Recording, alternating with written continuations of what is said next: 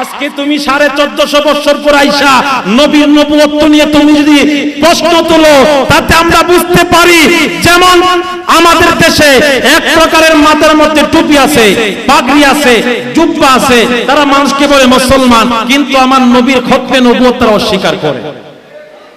আছে না নাই? এরা কারা? এরা কারা? এরা কাদিয়ানি। এরা কি? কাদিয়ানি। আমার নবীকে তারা শেষ নবী মানে না, তারা বলে এই নবীর পরে আরো নবী আসতে পারে, এজন্য গোলাম আহমদ কাদিয়ানি হলো একজন নবী। আরো জোরে কইতেন না নাউজুবিল্লাহ।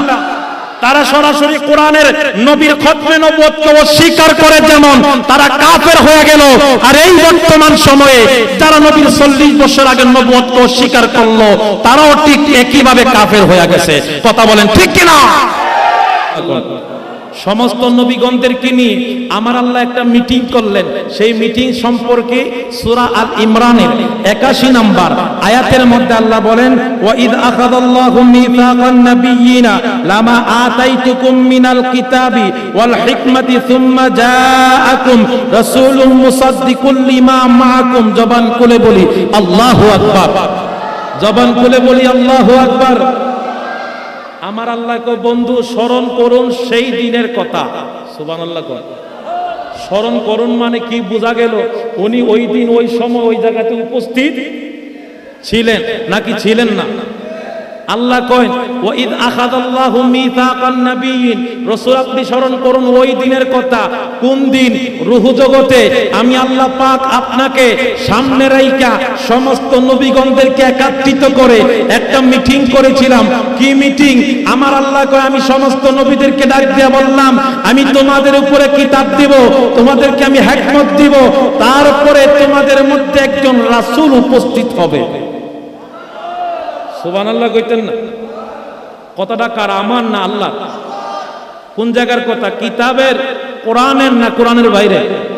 কোরআনের মধ্যে আল্লাহ বলেন আমি তোমাদেরকে দুইটা জিনিস দিব, এক দিব কিতাব, আরেক দিব হিকমত।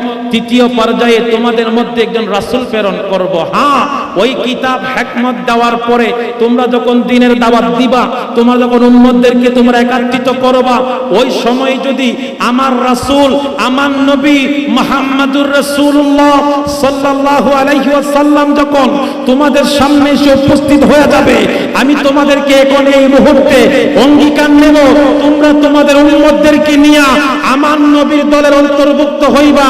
তখন তোমাদের নবুয়তের খেলা শেষ, তোমাদের উম্মত এবং তুমি সহকারে তোমাদের কিতাবের খেলা শেষ। তোমরা একত্রিত হইয়া আমার রাসূলের প্রতি ঈমান আনে তোমরা আমার রাসূলের ধর্ম ইসলামকে আঁকড়ায় ধরে সত্য ইসলামের দাওয়াত দিবা। জবান খুলে বলি সুবহানাল্লাহ। সমস্ত নবীগণ খুশি না বেজার? জোরে কোন খুশি না বেজার? ওই সময় কি আমার নবী নবী ছিলেন? জোরে কোন নবী ছিলেন? যেই নবীর সামনে রাইখা অন্যান্য নবীরা সার্টিফিকেট পায়, শুধু আমার নবী শুধু নবী হন নাই, ওই রূহের জগতে ওই অন্যান্য নবীগণও আমার নবীর সাক্ষী রাইখা তারা নবুয়তের সার্টিফিকেট হাতের মধ্যে পেয়েছে। কথা বলেন ঠিক কিনা? আজকে তুমি 1450 বছর পর আইসা নবীর নবুয়ত্ব নিয়ে তুমি যদি প্রশ্ন তোলো, তাতে আমরা বুঝতে পারি যেমন আমাদের দেশে এক প্রকারের মাথার মধ্যে টুপি আছে, পাগড়ি আছে, জুব্বা আছে, তারা মানুষকে বলে মুসলমান, কিন্তু আমার নবীর খতমে নবুয়ত তারা অস্বীকার করে। আছে না নাই? এরা কারা? এরা কারা? এরা কাদিয়ানি। এরা কি? কাদিয়ানি। আমার নবীকে তারা শেষ নবী মানে না, তারা বলে এই নবীর পরে আরো নবী আসতে পারে, এজন্য গোলাম আহমদ কাদিয়ানি হলো একজন নবী। আরো জোরে কইতেন না নাউজুবিল্লাহ। তারা সরাসরি কোরআনের নবীর খতমে নবুয়তকে অস্বীকার করে, যেমন তারা কাফের হয়ে গেল। আর এই বর্তমান সময়ে যারা নবীর 40 বছর আগের নবুয়তকে অস্বীকার করলো, তারাও ঠিক একইভাবে কাফের হয়ে গেছে। কথা বলেন ঠিক কিনা?